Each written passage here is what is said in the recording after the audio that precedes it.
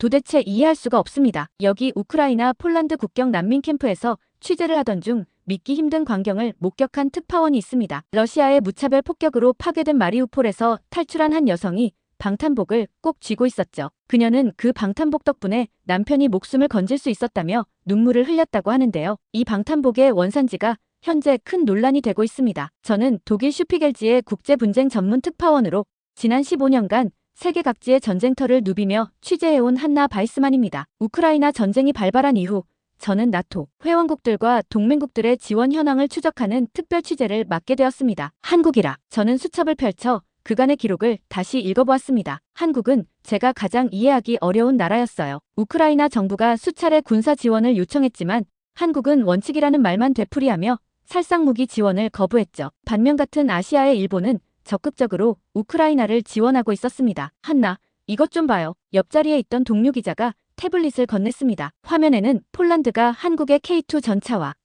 K9 자주포를 대량 구매한다는 기사가 떠 있었어요. 이상하지 않나요? 우크라이나엔 무기 지원을 거부하면서 폴란드엔 최신형 무기를 판매한다니. 저는 고개를 끄덕였습니다. 이것은 제가 한국이라는 나라에 대해 품고 있던 의문들 중 하나일 뿐이었죠. 전 세계가 우크라이나 전쟁의 참상에 분노하고 도움의 손길을 내밀 때 한국은 마치 강 건너 불구경하듯 방관하는 것처럼 보였습니다. 하지만 그 방탄복을 본 순간 뭔가 이상했어요. 제가 알고 있던 한국의 모습과 현장에서 마주치는 현실 사이에는 큰 간극이 있었습니다. 한나, 내일 키이우 취재 다녀오실 거죠? 편집장의 목소리가 전화기 너머로 들려왔습니다. 네, 나토 동맹국들의 지원 현황을 취재할 예정입니다. 좋아요. 그런데 한국에 대해서도 좀 더 파헤쳐보면 좋겠어요. 왜 그들은 이렇게 소극적인 태도를 보이는 걸까요? 세계 10위권의 경제대국이자 미국의 핵심 동맹국인데 말이죠. 전화를 끊고 나서 저는 다시 한번 그 방탄복을 떠올렸습니다. 겉으로 보이는 것과 실제는 다를 수 있다는 생각이 들었죠. 취재 기자로서 저의 임무는 표면적인 현상을 넘어 진실을 파헤치는 것이니까요. 다음 날 아침, 저는 키이우행 열차에 몸을 실었습니다. 창밖으로 전쟁의 상흔이 가득한 우크라이나의 풍경이 스쳐 지나갔어요. 그리고 저는 결심했습니다. 한국이라는 수수께끼 같은 나라, 그들의 진짜 모습을 파헤쳐보기로 말이죠. 당시 저는 몰랐습니다. 이 취재가 제가 세상을 바라보는 시각을 완전히 뒤바꿔놓게 될 거라는 사실을요. 그리고 그 과정에서 제가 발견하게 될 놀라운 진실들을. 전쟁의 피해 현장을 수없이 취재해온 베테랑 특파원으로서 저는 늘 객관성을 유지하려 노력해왔습니다. 하지만 이번 취재는 달랐어요. 한국이라는 나라가 보여주는 이중적인 모습은 저의 호기심을 자극했고 그 이면에 숨겨진 진실을 찾아내고 싶었죠. 열차가 키이우역에 도착했을 때 저는 취재 수첩을 펼쳤습니다. 첫 페이지에 이렇게 적었죠. 한국은 왜 침묵하는가? 그때까지만 해도 저는 몰랐습니다. 제가 던진 이 질문이 얼마나 깊은 토끼굴과 같은지를, 그리고 그 굴을 파고들수록 드러나게 될 놀라운 발견들에 대해서도 말이에요. 키이우 시내로 향하는 차 안에서 저는 자료들을 다시 한번 검토했습니다. 한국은 우크라이나에 총 2억 달러 규모의 인도적 지원을 약속했다고 하네요. 하지만 같은 기간 일본은 6억 달러 이상을 지원했죠. 숫자로만 보면 한국의 지원은 분명 부족해 보였습니다. 여기 잠시 멈춰주세요. 차창 밖으로 무너진 건물 잔해가 보였습니다. 그 앞에 구호품 상자들이 쌓여 있었어요. 가까이 다가가 보니 리퍼블럭 오브 코리어라는 글씨가 눈에 띄었죠. 의료품, 담요, 방한용품, 그리고 또다시 방탄복들이었습니다. 옆에 있던 우크라이나 군인이 말을 걸어왔어요. 한국 물품들은 품질이 정말 좋습니다. 특히 방탄복은 우리 군인들이 가장 선호하는 제품이죠. 그렇군요. 하지만 무기 지원은 거절했잖아요. 맞습니다. 그래서 우리도 처음엔 많이 실망했죠. 하지만 그의 말이 이어지려는 순간 갑자기 공습 경보가 울렸습니다. 우리는 서둘러 대피소로 향했어요. 그리고 그곳에서 저는 또 다른 흥미로운 광경을 목격하게 됩니다. 대피소에서 만난 한 폴란드 군 장교가 제 취재 방향을 완전히 바꿔놓았습니다. 한국의 지원이 부족하다고요? 그건 전혀 사실이 아닙니다. 공습 경보를 피해 대피한 지하 벙커에서 우연히 마주친 그는 폴란드 육군 소속의 코발스키 대령이었습니다. 제가 우크라이나 지원 현황을 취재 중이라는 걸 알고는 흥미로운 이야기를 들려주겠다며 말을 걸어왔죠. 우리 폴란드는 얼마 전 한국과 역사적인 계약을 체결했습니다. K2 전차 1000대와 K9 자주포 600문을 도입하기로 했죠. 네, 들었습니다. 하지만 그건 단순한 무기 거래 아닌가요? 코발스키 대령은 고개를 저었습니다. 그렇게 단순하게 보시면 안 됩니다. 우리가 우크라이나에 폴란드산 무기를 대거 지원할 수 있는 건 한국이 우리 군의 전력 공백을 메워주기로 했기 때문이에요. 그의 말은 계속 이어졌습니다. 폴란드는 우크라이나에 자국의 전차와 자주포를 대거 지원했고 그로 인한 전력 공백을 한국산 무기로 채우기로 했다는 거죠. 더구나 한국산 무기들은 기존 나토 표준 무기들보다 성능이 뛰어나다고 했습니다. 실제로 K9 자주포는 현존하는 자주포 중 최고 성능을 자랑합니다.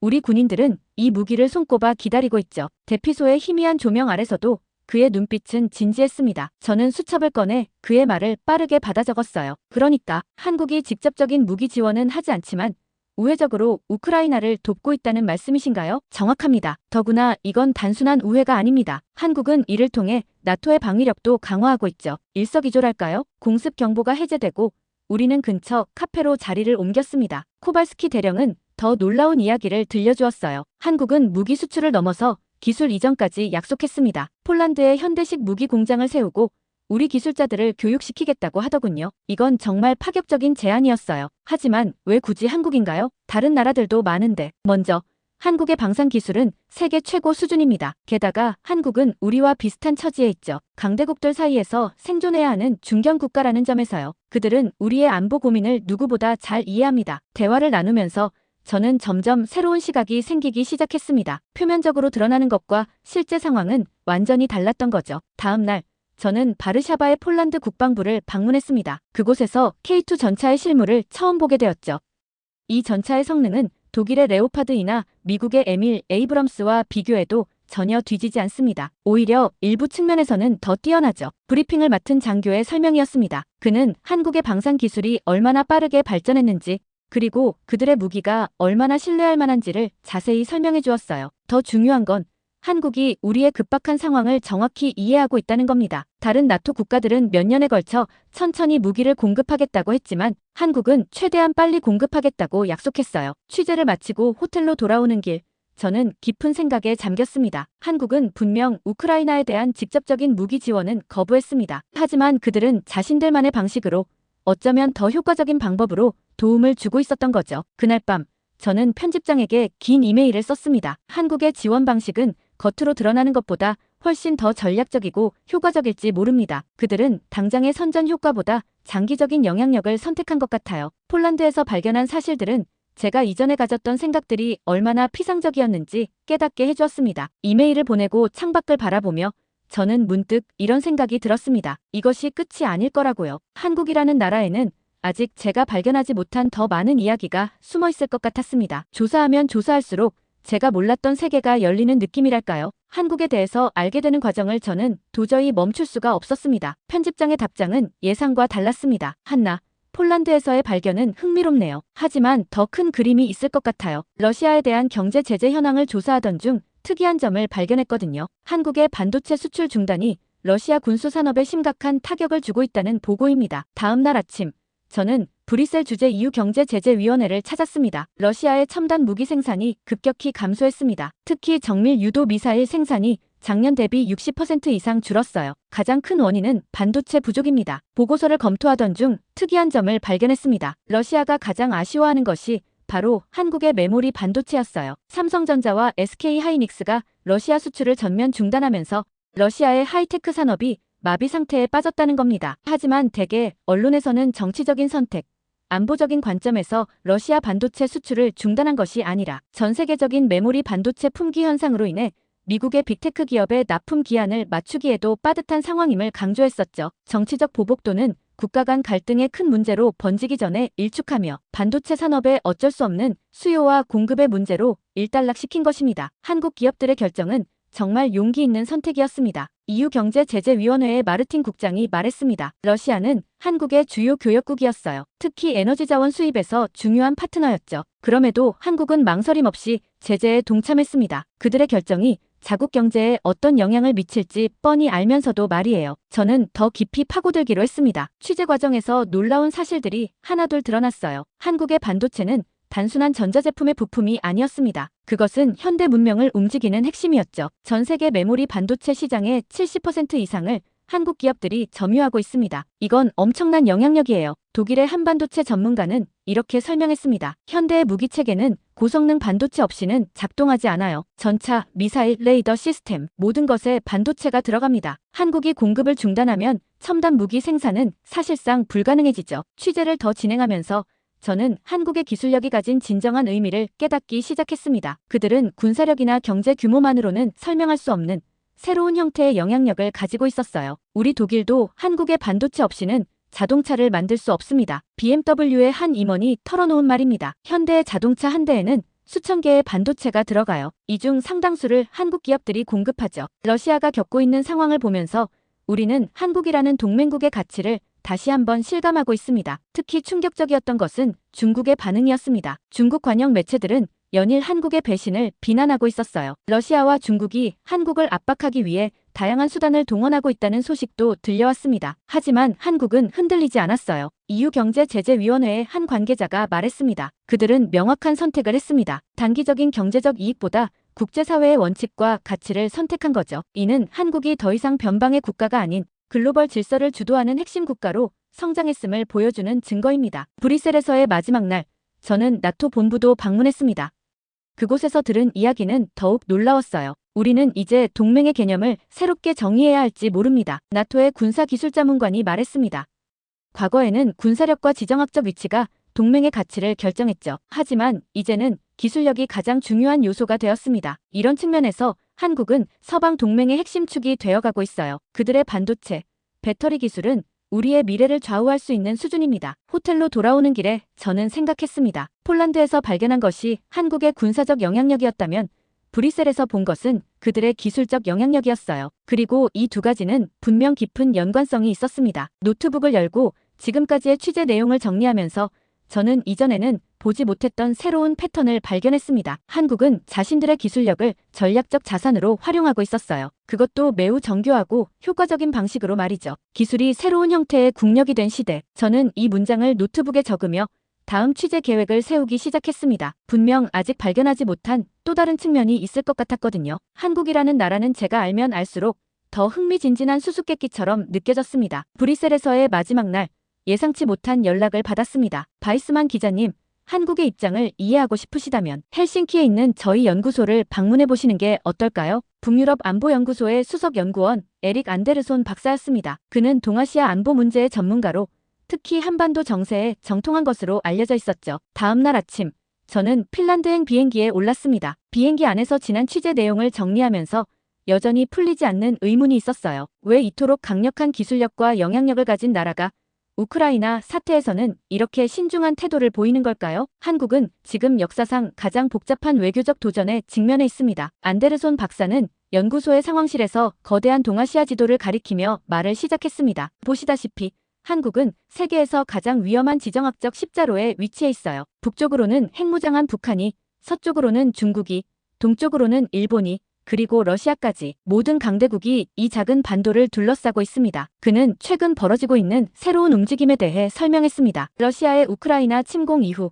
러시아, 중국, 북한의 삼각동맹이 더욱 강화되고 있다는 거죠. 러시아가 북한에 최신 무기 기술을 제공하고 중국이 경제적 지원을 하는 동안 북한은 러시아의 병력과 군수품을 지원하고 있습니다. 이런 상황에서 한국이 러시아를 자극하는 행동을 하면 어떻게 될까요? 저는 순간 충격을 받았습니다. 그동안 우크라이나 전쟁만 바라보느라 더 큰 그림을 보지 못했던 거죠. 만약 한국이 우크라이나에 살상 무기를 지원한다면 러시아는 북한에 더 강력한 무기를 제공할 겁니다. 이는 곧바로 한국의 안보를 위협하게 되죠. 한국은 이 점을 매우 잘 알고 있습니다. 연구소의 다른 연구원이 컴퓨터 화면을 보여주었습니다. 북한의 최근 미사일 발사 궤적이었어요. 보시다시피 북한의 미사일 기술은 점점 더 정교해지고 있습니다. 러시아의 기술 지원이 있었다는 정황이 곳곳에서 발견되고 있어요. 한국은 이미 이 새로운 위협을 마주하고 있는 겁니다. 안데르손 박사는 이어서 한국의 전략적 사고방식을 설명했습니다. 한국은 놀라운 균형 감각을 보여주고 있어요. 그들은 서방 동맹의 가치를 지지하면서도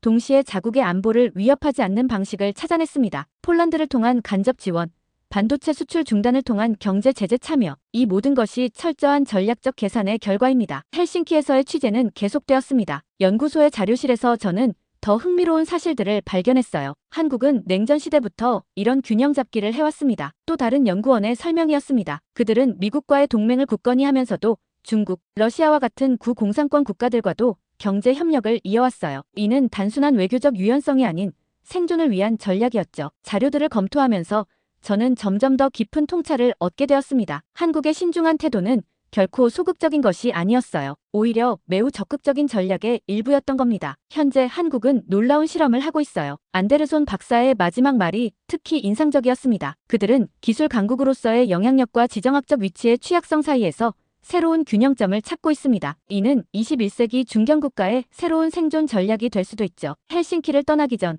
저는 연구소 창가에 서서 먼 북쪽 하늘을 바라보았습니다. 마침 오로라가 춤추듯 흩날리고 있었죠. 그 신비로운 빛처럼 한국이라는 나라도 복잡한 국제 정세 속에서 자신만의 독특한 길을 그려나가고 있었습니다. 제 취재 노트에는 이렇게 적혔습니다. 한국의 신중함은 약함의 표현이 아니다. 그것은 강함과 약함을 모두 알고 있는 자의 지혜이다. 그들은 자신들의 영향력을 극대화하면서도 위험은 최소화하는 예술적 균형을 보여주고 있다. 비행기 탑승을 기다리며 저는 다음 행선지를 고민했습니다. 한국의 또 다른 면모, 아직 보지 못한 이야기를 찾아야 할 것 같았거든요. 헬싱키에서의 깨달음을 안고 저는 다시 우크라이나로 향했습니다. 이번에는 리비우에 있는 나토 군수지원본부를 찾았습니다.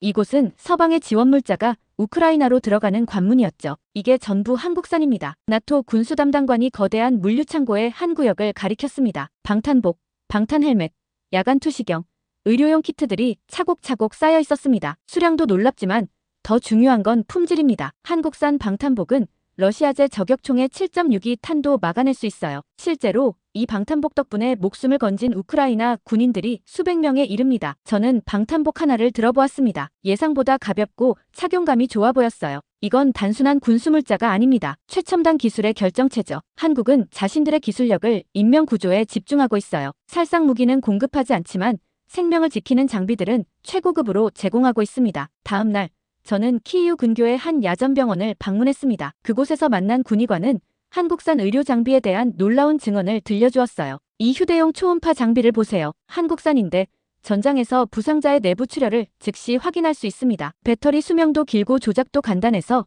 우리 의료진이 가장 선호하는 장비죠. 군의관의 설명은 계속되었습니다. 한국의 지원은 매우 체계적입니다. 단순히 물자만 보내는 게 아니라 장비 사용법 교육도 함께 제공해요. 심지어 원격으로 실시간 기술 지원도 해주죠. 잠시 후 한 부상병이 이송되어 왔습니다. 의료진은 즉시 한국산 장비를 이용해 응급처치를 시작했고 놀랍도록 신속하게 상황을 안정시켰죠. 이런 장비들이 없었다면 우리가 살릴 수 있는 생명의 수는 절반도 안 되었을 겁니다. 키이우 시내로 돌아오는 길에 저는 재건 사업 현장을 방문했습니다. 그곳에서 한국의 또 다른 지원 방식을 발견할 수 있었어요. 한국 기업들이 우크라이나 재건에 적극적인 관심을 보이고 있습니다. 우크라이나 재건위원회 관계자의 설명이었습니다. 단순한 복구가 아닌 미래를 위한 스마트 시티 건설을 제안했어요. 전쟁으로 파괴된 도시를 최첨단 기술이 집약된 미래 도시로 재건하겠다는 겁니다. 도면을 살펴보니 놀라웠습니다. 신재생 에너지, IoT 기술, 스마트 교통 시스템 등 한국의 최첨단 기술이 총망라되어 있었어요. 이건 단순한 재건 계획이 아닙니다. 우크라이나의 미래를 설계하는 거죠. 한국은 이미 전쟁 이후를 내다보고 있어요. 저녁이 되어 호텔로 돌아오는 길,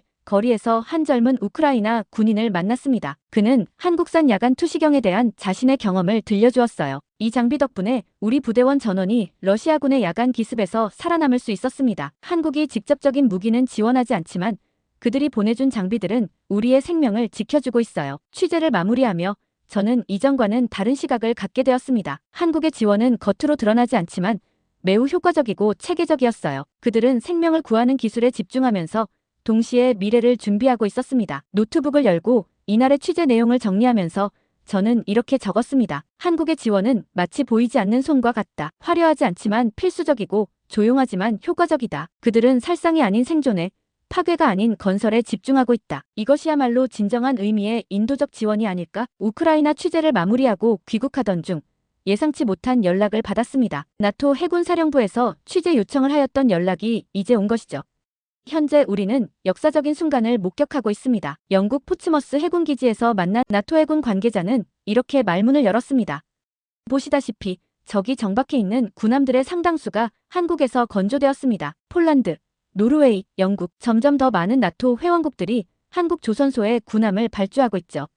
부둣가를 걸으며 그는 놀라운 통계를 들려주었습니다. NATO 회원국들의 신규 군함 발주 중 40% 이상이 한국 조선소로 향하고 있다는 거죠. 러시아의 우크라이나 침공 이후 우리는 해군력 증강이 시급했습니다. 문제는 서방의 조선소들이 이 수요를 감당할 수 없다는 거였죠. 그때 한국이 나섰습니다. 한국 조선소들의 특별한 점이 무엇이냐는 제 질문에 그는 컴퓨터 화면을 보여주었습니다. 첫째는 속도입니다. 한국 조선소는 다른 나라들보다 2배 이상 빠르게 군함을 건조합니다. 둘째는 기술력이죠. 그들의 군함은 최신 디지털 기술이 집약되어 있습니다. 마지막으로 가격 경쟁력. 사실 이건 거의 기적에 가깝습니다. 다음 날 저는 한국의 또 다른 전략적 자산을 취재하기 위해 한국으로 향했습니다. 평택 미군 기지였죠. 이곳은 단순한 군사기지가 아닙니다. 미 국방부 관계자의 설명이었습니다. 평택 기지는 인도 태평양 전략의 심장부입니다. 북쪽으로는 러시아와 중국을, 남쪽으로는 남중국해를 감시할 수 있는 유일한 거점이죠. 한국이 아니면 불가능한 위치입니다. 기지 내부를 둘러보며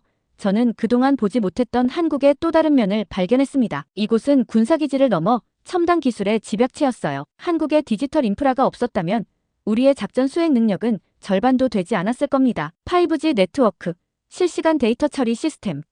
이 모든 것이 한국의 기술력 덕분입니다. 특히 인상적이었던 것은 한국 기업들이 미군 장비의 유지 보수를 담당하고 있다는 사실이었습니다. 한국의 기술력은 이제 미군의 전투력 유지에 필수 불가결한 요소가 되었습니다. 그들의 정비 기술은 세계 최고 수준이에요. 저녁 기지 인근 식당에서 만난 한미군 장교는 더 흥미로운 이야기를 들려주었습니다. 우리는 이제 한국을 조용한 거인이라고 부릅니다. 그들은 결코 자신들의 영향력을 과시하지 않지만 실제로는 전 세계 안보 질서를 떠받치고 있거든요. 다음 날 인천항을 찾았습니다. 그곳에서 나토 해군 함정이 정비를 받고 있었어요.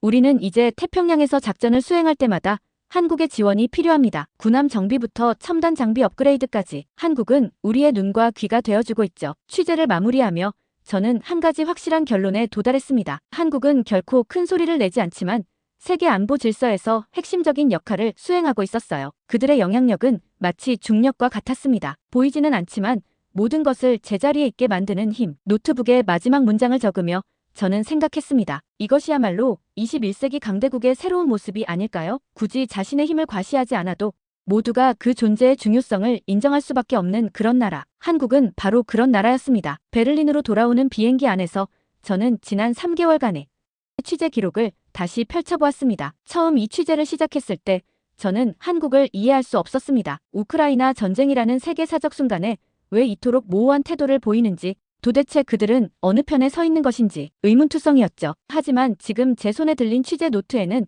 완전히 다른 이야기가 담겨 있었습니다. 폴란드에서 만난 K9 자주포와 K2 전차의 이야기, 브뤼셀에서 확인한 반도체 제재의 위력, 헬싱키에서 발견한 전략적 균형의 지혜, 우크라이나 전선에서 목격한 생명을 구하는 기술력, 포츠머스에서 마주한 조용한 해군력, 그리고 한국의 평택이라는 지역에 보이지 않는 거인의 존재감. 편집장님, 제가 완전히 잘못 보고 있었습니다. 베를린 공항에 도착하자마자 저는 편집장에게 전화를 걸었습니다. 한국은 결코 우크라이나 전쟁에서 모호한 입장을 취한 게 아니었어요. 그들은 자신들만의 방식으로, 어쩌면 가장 효과적인 방식으로 이 전쟁에 참여하고 있었던 겁니다. 편집장은 잠시 침묵했다가 물었습니다. 그렇다면 당신이 발견한 한국은 어떤 나라입니까? 저는 깊은 숨을 들이쉬고 대답했습니다. 한국은 21세기형 강대국의 새로운 모델을 제시하고 있습니다. 그들은 군사력이나 경제 규모만으로 영향력을 행사하지 않아요. 대신 기술력, 혁신성, 그리고 무엇보다 전략적 지혜를 통해 세계 질서 속에서 자신들의 위치를 만들어가고 있습니다. 다음 날 아침, 편집실에서 최종 원고를 정리하며 저는 계속해서 새로운 통찰을 얻었습니다. 한국은 전통적인 동맹의 개념을 완전히 새롭게 정의하고 있었습니다. 그들에게 동맹은 단순히 군사적 협력이나 정치적 지지를 의미하지 않았어요. 그것은 기술협력, 산업협력, 그리고 미래 가치의 공유였습니다. 특히 인상적이었던 것은 그들의 연성 권력이었죠. 한국은 결코 다른 나라를 위협하거나 압박하지 않았습니다. 대신 누구도 거부할 수 없는 매력적인 파트너가 되는 길을 선택했어요. 세계 최고의 반도체, 최첨단 군함, 신뢰할 수 있는 방산 기술. 이 모든 것이 한국의 소프트 파워를 구성하는 요소들이었습니다. 이것이 미래의 모습일 겁니다. 최종 원고의 마지막 문장을 쓰며 저는 확신에 찬 목소리로 중얼거렸습니다. 강대국의 시대는 저물어가고 있습니다. 이제는 현명한 국가의 시대가 오고 있어요. 힘의 과시가 아닌 지혜의 실천, 패권의 추구가 아닌 가치의 창출, 지배가 아닌 협력을 추구하는 국가. 한국은 그 선두에 서 있습니다. 편집장은 제 원고를 읽고 나서 오랫동안 말이 없었습니다. 그러다 마침내 입을 열었죠. 당신이 발견한 한국은 우리가 알던 그 한국이 아니군요. 이건 단순한 취재 기사가 아닌 새로운 시대의 예고편 같습니다. 창밖으로 베를린의 석양이 물들고 있었습니다. 마치 한 시대의 황혼과 새로운 시대의 여명이 교차하는 것처럼 보였어요. 우리는 지금 역사적인 순간을 목격하고 있는지도 모릅니다. 저는 노트북을 덮으며 생각했습니다. 한국이라는 나라가 보여준 새로운 가능성에 대해서, 그리고 그들이 열어가고 있는 미래에 대해서, 그것은 분명 더 나은 세계를 향한 희망이었습니다. 오늘의 사연은 여기까지인데요. 독일 특파원 한나 바이스만님의 사연 감사합니다. 구독과 좋아요 감사드리며 다음 영상으로 찾아뵙겠습니다.